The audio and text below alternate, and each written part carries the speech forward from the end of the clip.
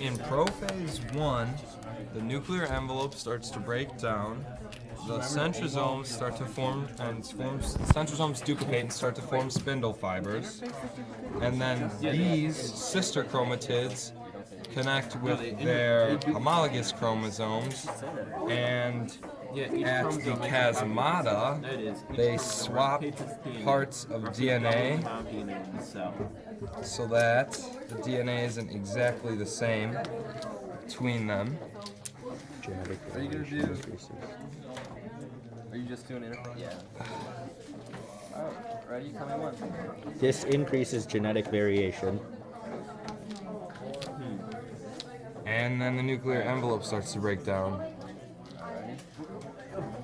In metaphase 1, the spindle fibers and centromeres move to opposite sides of the cell.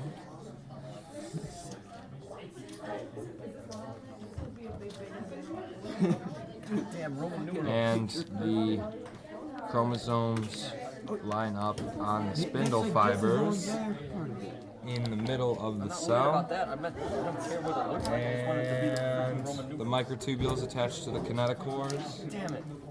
And that's all that happens in metaphase 1.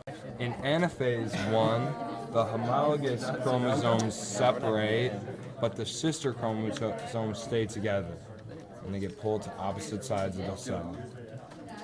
In telophase 1, cleavage furrow forms between the cells. The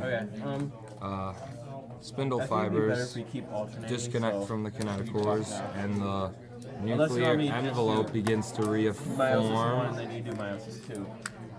Yeah, we'll do that. What? Yeah.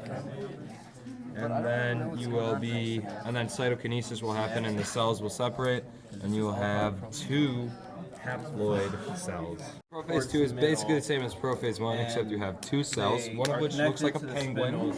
Anyway, so the nuclear membrane begins to break down. The DNA forms chromosomes. The centrosomes get their spindle fibers, and it prepares for metaphase.